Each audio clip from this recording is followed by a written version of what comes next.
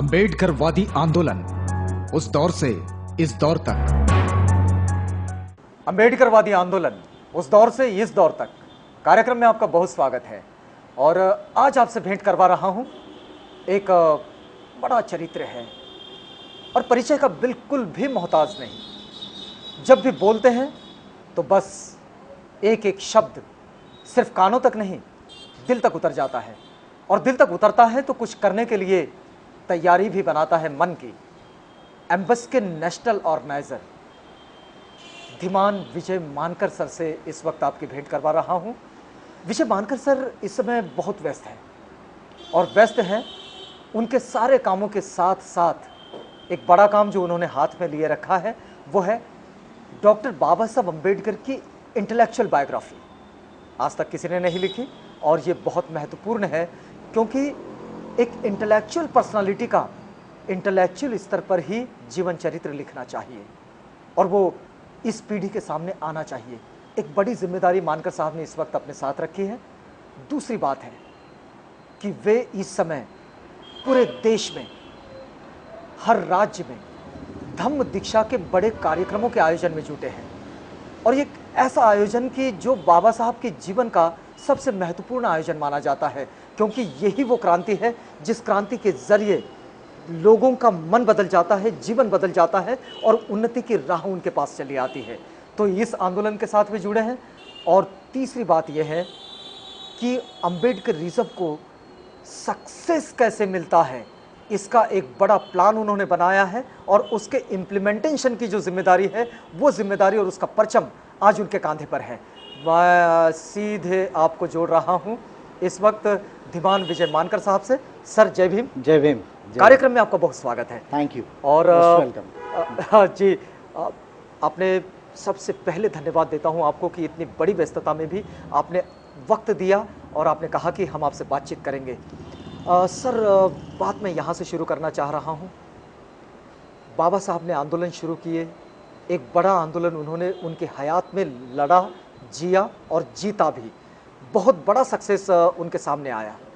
लेकिन बाबा साहब के बाद का आंदोलन, मतलब 1956 के बाद का आंदोलन जो हम देखते हैं, इस आंदोलन का आप भी हिस्सा हैं, और जहाँ से हम आपको देखते हैं एक लगभग 35-40 साल का वक्त है जिस वक्त को आपने अम्बेडकराइट्स आंदोलन के साथ दिया है।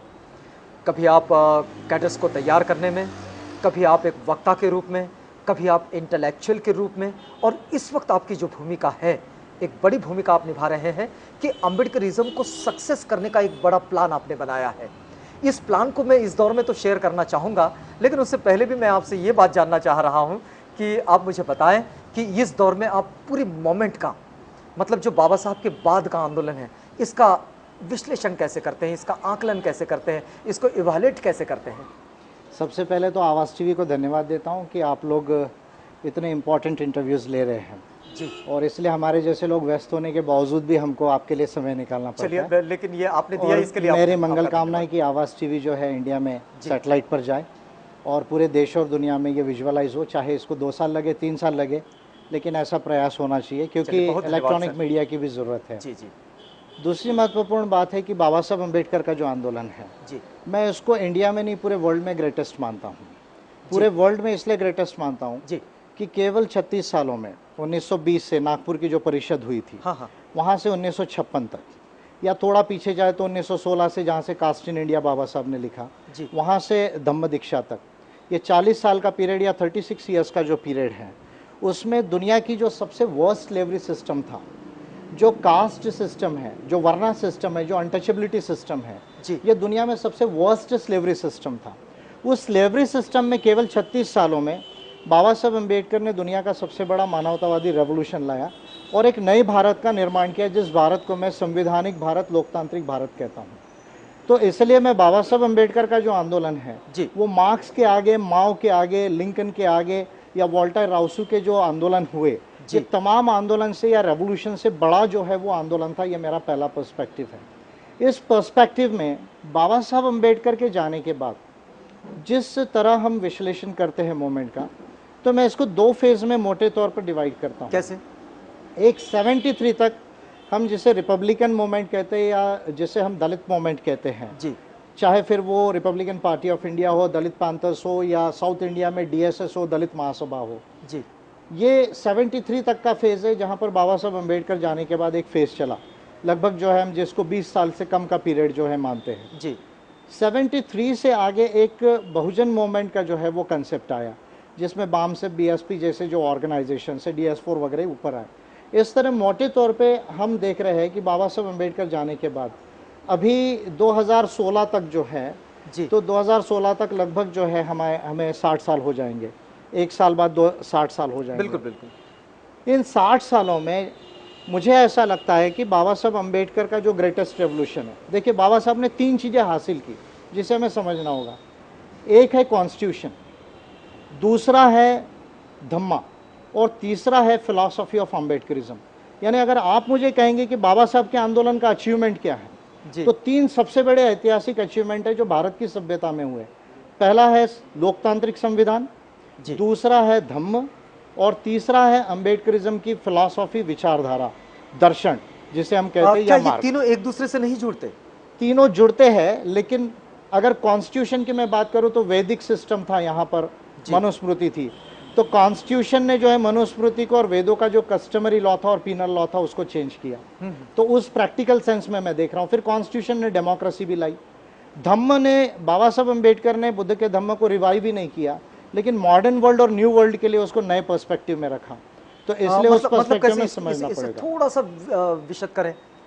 बुद्धिज्म 2500 साल बाद बाबा साहब अम्बेडकर ने जो रिवाइव किया, उसका रीइंटरप्रिटेशन जो है बाबा साहब अम्बेडकर ने, जो दुख का सिद्धांत है कि मानव का जो दुख है उसके कारण क्या है, तो बाबा साहब जो कहते हैं कि व्यक्तिगत दुख है, सामुदायिक दुख है और प्राकृतिक दुख है, और उसका अंत करने के लिए जो मेथड बाबा साहब अम्बेडकर ने दिया है, तो उसमें इंडिविजुअल और सोशल जो रॉन्ग्स है उसको करेक्ट करने का थ्योरी है बाबा साहब अम्बेडकर का, जिसको mental construction and material construction कहते हैं। Mental world and material world को रिकंस्ट्रक्ट करना, ये बाबा साहब का फिलॉसफी है। इसलिए बुद्ध के धम्म को उन्होंने मॉडर्न कंटेक्स्ट में रीइंटरप्रेट किया, रिवाइव करके। और अम्बेडकरिज्म की जो विचारधारा है उसको अगर मैं एक डेफिनेशन में कहूँ तो equality plus liberty plus fraternity plus justice plus dhamma is equal to Ambedkarism, जिसमें अम्बेडकरिज्म का जो लक्ष्य है, एक भारत में बहुजन समाज का उद्धार करना, एक कास्टलेस सोसाइटी, क्लासलेस सोसाइटी बनाना, यानी एक नया प्रबुद्ध भारत बनाना, ये उसका लक्ष्य है, और उसके आगे जाके एक नई प्रबुद्ध दुनिया बनाना। इसका जो फिलॉसफी और मार्ग है वो अम्बेडकरिज्म है। तो एक दूसरे से जुड़ी ज़रूर है चीज़ें, लेकिन उसको 3 अलग अलग पर्सपेक्टिव में हमको समझना होगा जी कि संविधान ने क्या हासिल किया, धम्म ने क्या हासिल किया, और अम्बेडकरिज्म से दुनिया में क्या हो सकता है। तो ये पर्सपेक्टिव में जो ये 2 फेजेस है, जी Dalit movement and Bahujan movement, लेकिन रिपब्लिकन मूवमेंट भी तो आता है इसमें। या Republican movement, Dalit movement and Bahujan movement. जी तो इसमें मुझे ऐसा लगता है कि देखिए प्रयास तो बहुत अच्छे हुए, मैं ये नहीं कहूँगा, कुछ मिस्टेक्स हुई होगी उस पर मैं ज़्यादा नहीं कहूँगा, प्रयास तो हर एक ने किया है, लेकिन मेरा एक ऐसा एनालिसिस है कि इसमें एक बड़ी भारी चूक हुई है। जी जो भारी चूक हुई है उस पर हम ध्यान देंगे, क्योंकि मैं क्रिटिसाइज किसी को नहीं करूँगा, क्योंकि लोगों ने त्याग किया है, संघर्ष किया, चाहे रिपब्लिकन मूवमेंट हो, दलित मूवमेंट हो या बहुजन मूवमेंट हो, लेकिन जो चीज़ छूट गई उस पर हमें ध्यान देने की ज़रूरत है। मेरे लिहाज से वो मिसिंग पॉइंट है अम्बेडकरिज्म। जी मिसिंग पॉइंट है अम्बेडकरिज्म। जैसे फॉर एग्जांपल मैं आपको छोटी सी बात कहता हूँ, छोटा उदाहरण देता हूँ कि 91 में जब एलपीजी आया, तो एलपीजी जब आया तो 20 सालों में देश में जो इकोनॉमिक चेंजेस आ रहे थे, लिबरलाइजेशन, प्राइवेटाइजेशन, ग्लोबलाइजेशन से, जिसको हम न्यू इकोनॉमिक पॉलिसी कहते हैं जी, तो उस समय में भी चाहे वो बहुजन मूवमेंट हो या दलित मूवमेंट हो, उसका एजेंडा केवल आरक्षण था। हमने इकोनॉमिक एजेंडा सेट नहीं किया, जबकि बाबा साहब अम्बेडकर इकोनॉमिस्ट थे, उन्होंने इकोनॉमिक पॉलिसी के ऊपर बहुत विवेचन किया। उस वक्त भी तो जब ये बहुजन मूवमेंट जब खड़ा हो रहा था और देश में ये जो एलपीजी की व्यवस्था बन रही थी, इस वक्त भी तो आप इस आंदोलन का हिस्सा थे। हाँ, लेकिन उस समय जो we were in students life, और हम उस समय में, क्योंकि अभी मैं जस्ट 42 का हूँ, उस समय में मान लीजिए मैं 28, 29, 30 का था, स्टूडेंट लाइफ में थे, बाबा साहब को पढ़ रहे थे, समझ रहे थे। हाँ। और उस समय कोई हम लीडिंग पोजीशन पे नहीं थे मूवमेंट के। अच्छा। तो जो पूरे आंदोलन से जो चीज़ छूट गई उस पर मैं ध्यान ला रहा हूँ। जी बिल्कुल। तो इकोनॉमिक एजेंडा छूट गया। दूसरी बात, जैसे बाबा साहब ने भारत को बोधमय करने की बात कही थी, तो बाबा साहब जाने के बाद बाबा साहब ने 5-6 प्लानिंग्स भी की थी पूरे इंडिया में, नॉर्थ इंडिया में, साउथ इंडिया में, ईस्ट इंडिया में। बॉम्बे में तो 16 तारीख का प्रोग्राम ही था, 16 दिसंबर का।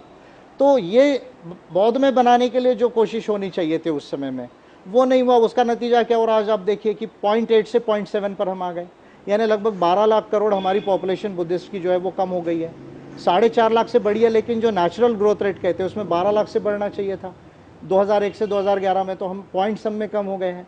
0.2 में महाराष्ट्र में कम हुआ है, 0.2 में महाराष्ट्र में अगर कम हुआ है इसका मतलब 2,20,000 कम हुआ है। तो ये एरर क्यों हो रहा है? स्टैटिस्टिक्स में लिखाने में एरर हो रहा है या सेंसस करने वाले गड़बड़ कर रहे हैं? तो इस पर भी तो ध्यान देने की आवश्यकता है। प्लस हमारा जो रिलीजन है वो बुद्धिज़्म था देश में, और बुद्धिज़्म के पहले इस देश में जो लोग कहते कि नहीं वेदों से शुरुआत होती है, ये भागवत एंड कंपनी के जो लोग हैं उनको मैं कहता हूँ सावरकर ने तो हिस्ट्री पढ़ी नहीं ठीक से, और गोलवलकर को हिस्ट्री नहीं मालूम थी। भैया इंडिया की शुरुआत जो है वो होती है इंडस वैली सिविलाइजेशन से, इंडो नागाज एंड असुराज से होती है। 10,000 साल पहले जो उन्होंने सिविलाइजेशन बनाया, तो हमारी सिंधु सभ्यता थी, हमारा सिंधु धर्म था जिसको हम श्रमण संस्कृति कहते हैं, और बाद में वेदों ने ब्राह्मण संस्कृति को लाया। तो ये कोई हिंदू की संस्कृति जो है वो पूरी जो है देश की संस्कृति नहीं है, बेसिकली ब्राह्मणिकल वैदिक संस्कृति है। तो बाबा साहब ने जो रूट्स को सर्च किया जी, हु वर द अनटचेबल्स, उसमें नागवंशियों का थ्योरी रखा। बाबा साहब अम्बेडकर जो है पहले गए आर्यन नागा कॉन्फ्लिक्ट के ऊपर, जो उनके आखिरी के जो भाषण है जो काठमांडू से होके जो आए और वाराणसी में जो उन्होंने दिया सारनाथ और उसके अंदर में जी। तो वहाँ के जो भाषण है वहाँ क्लियरली बाबा साहब ने कहा कि नागवंशीज जो है वो प्री इनहैबिटेंट्स थे और वो हाईली कल्चर्ड थे, और जब आर्य आए तो कल्चर और थॉट का दोनों में कॉन्फ्लिक्ट हुआ। बाबा साहब ने स्वयं ये बातों को कहा। तो बाबा साहब ने प्री वैदिक हिस्ट्री को भी रिकन्स्ट्रक्ट करने की कोशिश की। अगर महापरिनिर्वाण जल्दी नहीं होता तो शायद बाबा साहब प्री वैदिक हिस्ट्री, क्योंकि उस समय आर्कियोलॉजिकल एविडेंसेस भी काफ़ी कुछ आ रहे थे। लेकिन मुझे ये बताइए कि हम लोग जब इस आंदोलन की ओर देख रहे हैं तो क्या इन चीज़ों को, मतलब जो हिस्ट्री का ये जो हिस्सा है, इसे फिर से खड़ा करने की ज़रूरत है? बिल्कुल ज़रूरत है। क्यों? क्योंकि जो लोग अपना इतिहास नहीं जानते वो लोग अपना इतिहास नहीं बना सकते। बाबा साहब ने ये कहा है कि those who do not know their history और those who forget their history cannot create history. और मैं ये कहता हूँ कि भाई हमें तो नई हिस्ट्री बनाना है। बाबा साहब ने नई हिस्ट्री बनाई, हमको और 21वीं शताब्दी में हिस्ट्री बनाना है। तो इंडिया के अंदर में जो रॉन्ग इंटरप्रिटेशन है कि बुद्धिस्ट पीरियड के पहले केवल उपनिषद और वैदिक पीरियड है, ये रॉन्ग है। वेदों के पहले का इतिहास है, सिंधु सभ्यता का इतिहास है, जो नागाओं ने असुराओं ने बनाया, और वो प्रकृति बेस्ड जो है वो रिलीजन था। सिंधु धम्म जो है वो प्रकृति के ऊपर बेस्ड था। इसलिए हमारी हिस्ट्री, हमारे कल्चर को हमें समझना होगा कि 10,000 साल पहले हम सिविलाइज्ड लोग थे। जिन्होंने 10 या 10 कहा, एक्चुअली वो अनसिविलाइज थे। आप देखो ना वेदों के अंदर क्या मिलेगा, 90% वही मिलेगा, इसको मारो, उसको मारो, उसकी संपत्ति ला कर दो। ये धर्म कैसे हो सकता है? तो इसलिए हिस्टोरिकल रूट्स को भी समझना होगा। और बुद्ध का धम्म तो यूनिवर्सल धम्म है, मानवतावादी धम्म है, वैज्ञानिक धम्म है, सबके कल्याण का धम्म है। वो भगवान बुद्ध ने इतना बड़ा रेवोल्यूशन किया पूरे दुनिया में, मानव के इतिहास में, और बाबा साहब ने उसको एम्ब्रेस किया, उसको रिवाइव किया, रीइन्वेंट किया, रीइंटरप्रेट करके रखा है। तो भारत को बौद्ध में तो बनाना पड़ेगा, बाबा साहब का बड़े मोमेंट का लक्ष्य है। तो ये जो परिप्रेक्ष्य है, भारत को बौद्ध में बनाना, हिस्टोरिकल रूट्स को लाना, पॉलिटिकल पावर को कैप्चर करना, इसके साथ साथ ऑर्गेनाइजेशन मूवमेंट को बिल्ड करना, कल्चरल एस्पेक्ट्स है उसके ऊपर ध्यान देना, इकोनॉमिक एजेंडे को सेट करना। जो मैं कहता हूं बार बार कि अम्बेडकरवाद 8 कारण है। जी 8 कारण है। ये आपके इसमें how to succeed in Ambedkarism में इसमें आपने इसको डाला भी है शायद, है ना? इसको आप लेकिन विस्तारित रूप में कैसे रखेंगे इसको, क्योंकि ये तो सिर्फ किताबों की बात लगती है। नहीं, ये तो फिलॉसफी, जीवन की फिलॉसफी है। इसको प्रैक्टिकल कैसे ले आएंगे? ये तो जीवन की फिलॉसफी है, बुक्स में तो लिखी गई है, पर फिलॉसफी तो लाइफ की है। मैं तो मानता हूँ कि अम्बेडकरिज्म या धम्म जो है वो जीवन जीने का इशू है, ये कोई किताबी इशू नहीं है। लेकिन बुक्स में नहीं होगा, पढ़ोगे नहीं तो इंटेलिजेंस भी डेवलप नहीं होगा। तो इंटेलिजेंस अगर डेवलप नहीं होगा, इंटेलेक्चुअल क्लास नहीं बनोगे, तो भारत के अंदर में जो चेंज लाना है वो लाने में दिक्कत। तो इस पर क्या कोई काम चल रहा है? यस, उसके ऊपर मैं एक तो सबसे पहली बात जो मैं कह रहा हूँ जी कि हमने जो प्लान बनाया, जिसको मैं बार बार कहता हूँ कि national plan to succeed in Ambedkarism, बिल्कुल ये वो प्लान है। इसको हमने बाबा साहब अम्बेडकर का जो राइटिंग एंड स्पीचेस है, अभी आप लोग जानते हैं कि 24 वॉल्यूम्स है, 22+2 जो सोर्स मटेरियल के वॉल्यूम्स है, कॉन्स्टिट्यूएंट असेंबली डिबेट्स है, फिर कमेटी के मिनट्स है, प्लस जनता तक जो जनता और इधर प्रबुद्ध भारत तक जो है मूक नायक से लेके जो पेपर्स है, प्लस बाबा साहब पर लिखी बायोग्राफीज और दूसरे वर्क है। बहुत बड़ा लिटरेचर हो गया, 1 लाख पेजेस में हो गया ये अभी। इसमें से एग्जैक्टली बाबा साहब ने जो बोला है, अम्बेडकरिज्म क्या है, उसके गोल्स क्या है, उसकी मूवमेंट्स क्या होनी चाहिए, इसको डिफाइन करना ज़रूरी था, और वो बाबा साहब के ओरिजिनल रेफरेंसेस के साथ वो हमने किया। एक पहलू ये है। दूसरा, अगर मैं शॉर्ट में कहूँ कि अम्बेडकरिज्म के जो 5 गोल्स है, उसके 2 सबसे बड़े काम है। क्या 2 सबसे बड़े काम है? एक, भारत को बोधमय बनाना। दूसरा, अम्बेडकराइट गवर्नमेंट बना के पॉलिसी ऑफ अम्बेडकरिज्म लागू करना।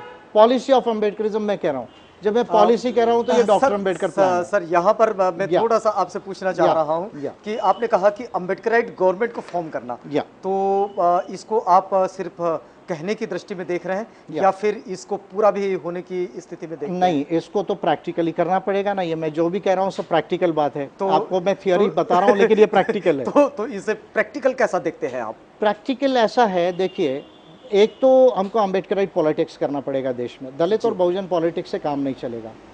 दलित और बहुजन ऐसा क्यों मैं इसलिए ऐसा कह रहा हूँ कि दलित पॉलिटिक्स और बहुजन पॉलिटिक्स ये बेसिकली जो है वो सोशोलॉजिकल बेस्ड या केवल एथनिकल बेस्ड है।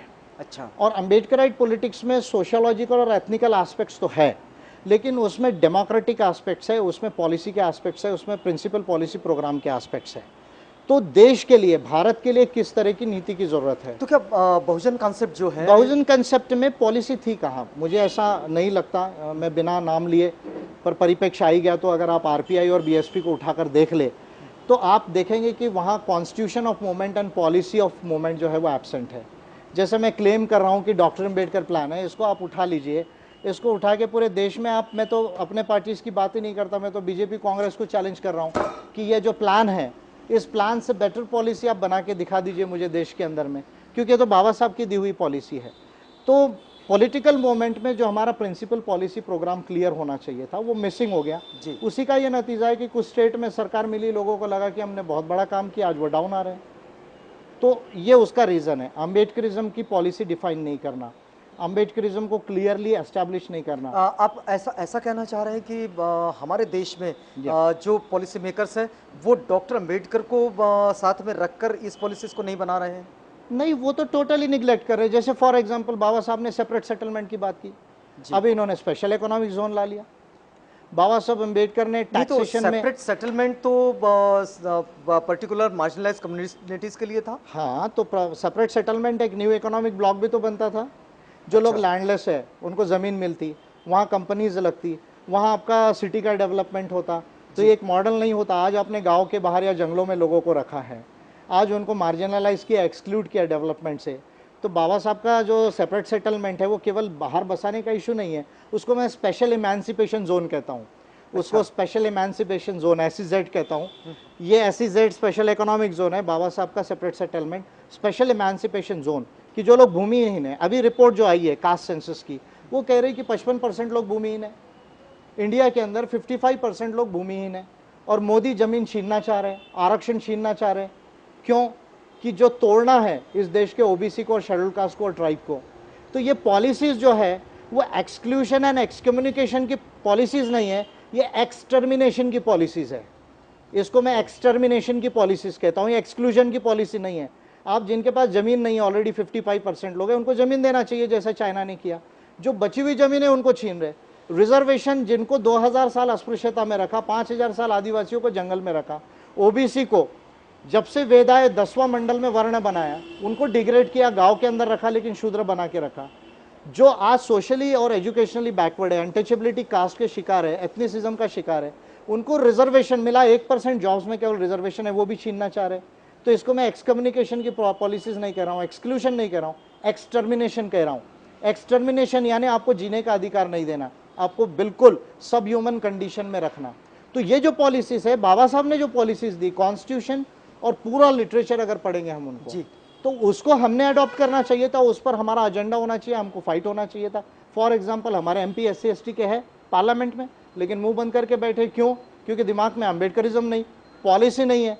तो ये जो मिस्टेक्स हुई हैं बाबा साहब अम्बेडकर जाने के बाद, जो पूरे 8 कारण हमको करना चाहिए था।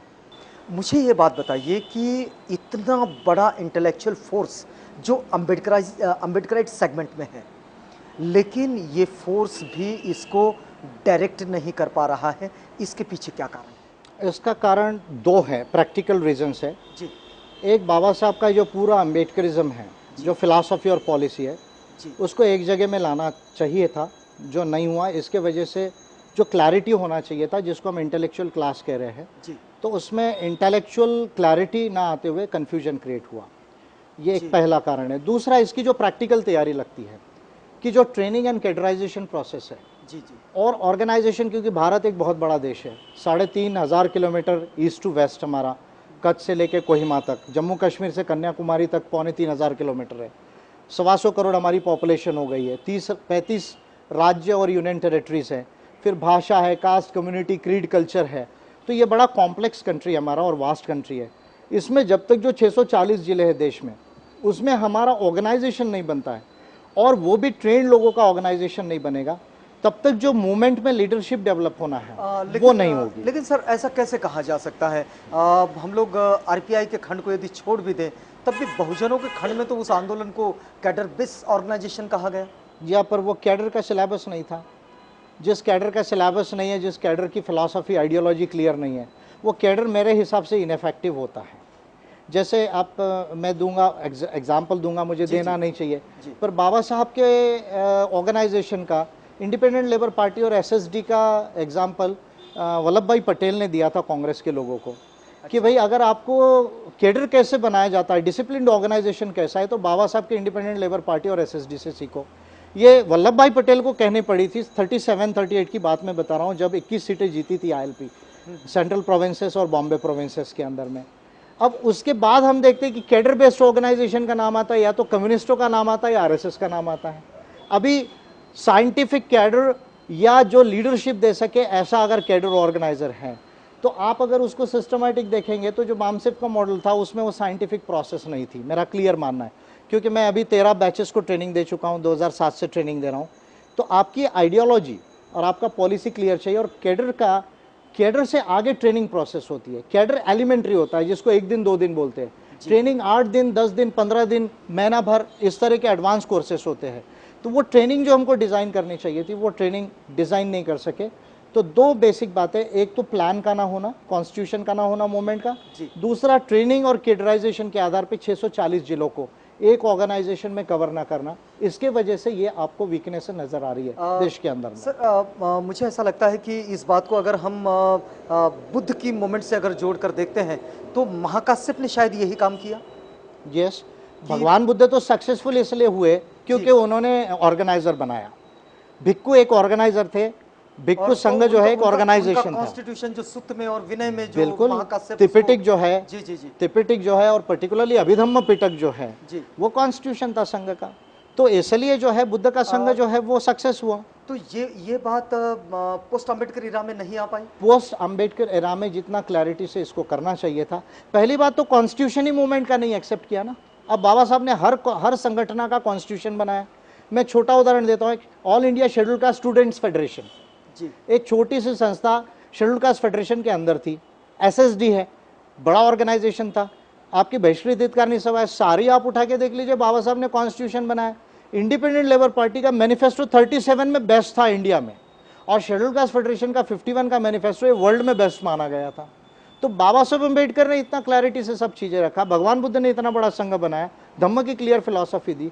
हमारे जो लीडर्स थे बिना उनको क्रिटिसाइज किए, पर थोड़ा तो थिंक करना चाहिए था कि जहाँ मोमेंट सक्सेस तो कॉन्स्टिट्यूशन था। आरपीआई का कॉन्स्टिट्यूशन जो है, जो इलेक्शन कमीशन के लिए ज़रूरी होता है वो है। मैं उस कॉन्स्टिट्यूशन की बात नहीं कर रहा हूँ जो इलेक्शन कमीशन को लग रहा है और जो नहीं ध्यान दे रहे उनका डी रजिस्ट्रेशन हो गया, तो मैं उस कॉन्स्टिट्यूशन की बात नहीं कर रहा हूँ। अच्छा, मुझे आप बताइए, मैं कॉन्स्टिट्यूशन ऑफ मूवमेंट की बात कर रहा हूँ। आप जिसको व्यावहारिक कह रहे हैं, आप जिसे प्रैक्टिकल कह रहे हैं, इस पर आप 2006 से काम कर रहे हैं। तो मुझे बताइए कि इन 10 सालों में आपने उसको किस तरह से रन किया और उसका क्या इम्पैक्ट मिला आपको? देखिए, सबसे बड़ी बात तो मैं आपको ये कहूँगा कि एम्बस जो है पहला और पोस्ट डॉक्टर बाबा साहब अम्बेडकर ऑर्गेनाइजेशन है जो केवल 7 सालों में ऑल इंडिया के 15 राज्यों में पहुंचा है। बाबा साहब के बाद मैं कहूँगा it is the first movement in India जिसने अम्बेडकरिज्म के आधार पे केरला से लेके राजस्थान तक, तमिलनाडु से लेके उत्तर प्रदेश तक और मध्य प्रदेश से लेके झारखंड तक जो है वो इंडिया को अम्बेडकरिज्म में यूनाइट किया केवल 7 सालों में। क्योंकि 6-7 साल का जो 2006-7 का जो दौर है वो नेशनल सेमिनार्स थे, फिर कॉन्स्टिट्यूशन बनाया, फिर पहली ट्रेनिंग हुई 2007 में, तो 2015 में हमें ये 7 साल में हम 15 स्टेट्स को कवर किया, पहली बात। दूसरा, एम्बस एकमात्र ऐसा ऑर्गेनाइजेशन है आज जिसके पास लगभग जो है 800 ट्रेंड लोग हैं पूरे देश के अंदर में। ट्रेंड, मैं कैडर नहीं कह रहा हूँ, जिन्होंने 8 दिन का फाउंडेशन कोर्स किया, वो एक प्लान के तहत एक डायरेक्शन में काम कर रहे हैं, ये एक बहुत बड़ा अचीवमेंट है। तीसरा मैं ये कहूँगा, अगर आप छोटे छोटे अचीवमेंट, मैं इसको अम्बेडकरिज्म का लक्ष्य कंप्लीट हुआ ऐसा नहीं कह रहा हूँ, लेकिन छोटे अचीवमेंट्स है जिसके ऊपर मैं कह रहा हूँ कि जिधर जिधर एम्बस ने अच्छा काम किया उधर बुद्धिज़्म बढ़ गया है। फॉर एग्जाम्पल उड़ीसा, छत्तीसगढ़, मध्य प्रदेश, राजस्थान, जहाँ एम्बस ज़्यादा एक्टिव रहा है, आप 2011 का बुद्धिस्ट डेटा उठाकर देख लीजिए। केरला, आपको जहाँ बुद्धिस्ट पॉपुलेशन बिल्कुल रिफ्लेक्ट नहीं होता था, वहाँ बुद्धिस्ट पॉपुलेशन रिफ्लेक्ट होना चालू हो गया है। ये एम्बस का एक, मैं समझता हूँ, छोटा अचीवमेंट है, मैं इसको बहुत बड़ा नहीं मान रहा हूँ। अम्बेडकराइट पार्टी ऑफ इंडिया हमने लॉन्च की, लोग कहते कितनी पार्टी बनाई, कितनी पार्टी बनाई, 1600 पार्टियाँ बनाई, कुछ इसलिए डी रिकॉग्नाइज भी हो रही, डी रजिस्टर्ड हो रही है। लेकिन अम्बेडकराइट पार्टी ऑफ इंडिया देश में 1600 पार्टी इलेक्शन कमीशन में रजिस्टर्ड है, लेकिन आपकी जानकारी के लिए बता रहा हूँ, केवल 150 पार्टियाँ इलेक्शन लड़ती है, केवल 150 पार्टियाँ। उसमें अम्बेडकराइट पार्टी ऑफ इंडिया देश में सीट्स खड़े करने के मामले में 16वां नंबर पर थी। और कई ऐसी पार्टीज़ है जिनका इलेक्शन जो पहले एपीआई से पहले फॉर्म हुई, वो एपीआई से पीछे है वोटिंग के मामले में, क्योंकि रजिस्ट्रेशन 6 दिसंबर 2013 को आया और अप्रैल मई में इलेक्शन आ गया लोकसभा का, तो 2 महीना 3 महीना भी समय नहीं मिला। तो उसमें भी हम 16 नंबर पर स्टैंड किया और वोटिंग में काफ़ी अच्छा जो है, जैसे छत्तीसगढ़ में एपीआई 5th रैंक पर है अगर आप पार्टीज़ के रैंकिंग में देखेंगे। तो ये जो सारा स्प्रेड हो रहा है, और सबसे बड़ी बात जो मैं समझता हूँ कि एम्बस का जो क्लैरिटी है कि अम्बेडकरिज्म को फॉर्मुलेट किया, डिफाइन करके रख दिया, उससे एक देश में क्लैरिटी हो रही है कि नहीं, अब ये करने से देश में परिवर्तन आएगा, केवल 1-2 बातें करने से नहीं आएगा। जी मुझे लेकिन एक बात बताइए, आप इस पूरे अम्बेडकरिज्म को सक्सीड करने में जो आप प्लान बना रहे हैं, क्या इसमें ये बात कहीं जुड़ती है कि बाबा साहब जैसे कहते हैं कि यूनिटी मस्ट है, ऑर्गेनाइजेशन मस्ट है? यस। तो ये ऐसी स्थिति में अगर एपीआई को भी अगर हम लोग एनालाइज करना चाहें, तो क्या ये भी अम्बेडकराइट पॉलिटिकल आंदोलन में एक खंड ही नहीं माना जाएगा, एक गुट नहीं माना जाएगा? नहीं, यूनिटी मस्ट है, हाँ, ऑर्गेनाइजेशन मस्ट है, यूनिटी लेकिन आइडियोलॉजी के बेस पर होना चाहिए, ऐसा मेरा मानना है। कल आप इधर कहोगे कि भाई हम इधर शेड्यूल कास्ट में भी हैं, कल जाके आप बीजेपी से हाथ मिला लोगे, तो ऐसे लोगों का यूनिटी कोई काम का नहीं है। आप जाके कांग्रेस से मिला लोगे, यानी ब्राह्मणिकल एलिमेंट से मिलाओगे। तो what is foremost is the ideology, the principal policy program, ये एक महत्वपूर्ण बात है। दूसरा, एपीआई को लेके मैं कह रहा हूँ, हमने वैल्यू एडिशन किया। कैसे वैल्यू एडिशन किया? जैसे एपीआई को सबसे ज़्यादा वोटिंग ट्राइबल सीटों पे मिला है। जो ट्राइब कभी अम्बेडकराइट मूवमेंट से जुड़ा नहीं था, वो ट्राइब को जो है हमने अम्बेडकरिज्म में जोड़ा। एपीआई ने जो है छत्तीसगढ़ में, उड़ीसा में, झारखंड में जो है, मध्य प्रदेश में जो है, आदिवासियों को जोड़ा इस आंदोलन से। तो हमने वैल्यू एडिशन किया, केवल शेड्यूल कास्ट के वोट को हमने डिवाइड नहीं किया, हमने आदिवासियों के वोट को जोड़ा। कहीं कहीं ओबीसी का माइनर है, लेकिन माइनर ओबीसी के वोट को जोड़ा है, डीटीएनटी के वोट को जोड़ा है। तो इसलिए मैं इसको वैल्यू एडिशन कहता हूँ कि भाई हमारा एक ऑर्गेनाइजेशन देश में हो या 2 हो, लेकिन हम जितनी कम्युनिटीज़ है उसको हम जोड़े इस मूवमेंट से। हमको 125 करोड़ लोगों की यूनिटी चाहिए देश में, उसमें 100 करोड़ बहुजनों को यूनाइट करना है। वो काम मुझे ऐसा लगता है कि बाबा साहब के बाद सीरियसली किसी ने नहीं किया, और वो काम को एपीआई कर रही, संघ एम्बस कर रहा है। तो ऐसा माना जाए कि जहां हम लोग आरपीआई को देखते हैं जो खंडों में बढ़ती हुई नज़र आती हैं, जहां बहुजन आंदोलन देखते हैं वो खंडों में बढ़ता हुआ नज़र आता है, तो क्या यहाँ थॉट एब्सेंट हो गया है? मेरा ऐसा क्लियर मानना है कि अम्बेडकरिज्म कभी भी उसका बेस नहीं था, और बेस ना होने की वजह से ही ये जो डिफरेंसेस आए हैं उनके ये जो अंदर आप कहते हैं बार बार कि इसका बेस नहीं है, Yes. तो इसको बेस को आप क्या मानते हैं? इसको बेस अम्बेडकरिज्म, जैसे मैं बार बार कह रहा हूँ कि 8 कारण है अम्बेडकरिज्म में। जी। समाज कारण, धम्म कारण, राज कारण, अर्थ कारण। फिर रिपीट कर रहा हूँ, समाज कारण, धम्म कारण, राज कारण, अर्थ कारण, विज्ञान कारण, तंत्र विज्ञान कारण, राष्ट्र कारण, विश्व कारण। ऐसे जो 8 कारण है, 8 कारण मिलकर अम्बेडकरिज्म बनता है। और ये बाबा साहब के पूरे राइटिंग एंड स्पीचेस जो है, इसमें क्लियरली लिखा है बाबा साहब अम्बेडकर। इतना तो क्लियर किसी ने नहीं लिखा दुनिया में। तो इसके बेस पे करना चाहिए था, वो उन्होंने नहीं किया। किसी ने केवल पॉलिटिक्स किया, किसी ने एजुटेशन किया, किसी ने रिजर्वेशन का काम किया, किसी ने केवल रिलीजन का काम किया। तो ये सारी चीज़ें एक दूसरे से जुड़नी चाहिए। यस, 8 चीज़ों पर जब आप एक्शन करेंगे, तब भारत के अंदर में ब्राह्मणिकल सोशल ऑर्डर जो है वो डिस्ट्रॉय होगा, और न्यू सोशल ऑर्डर या प्रबुद्ध भारत का निर्माण होगा, और प्रबुद्ध दुनिया के दिशा में आप चलोगे। क्या इस पर कोई काम कर रहा है? अभी तो हम कर रहे हैं बस। मित्रों, इस समय ये जो बातचीत चल रही है एमएस के नेशनल ऑर्गेनाइजर धीमान विजय मानकर साहब से, और ये इस बातचीत से आपको जोड़े रखेंगे। एक छोटे से ब्रेक के बाद मिलते हैं, बने रहिएगा। बात बताइए कि प्रस्थापित हिंदुत्ववादी फोर्सेस जो है उसका कितना आह्वान, कितनी चुनौती आप इस पॉलिसी के सामने देखते हैं?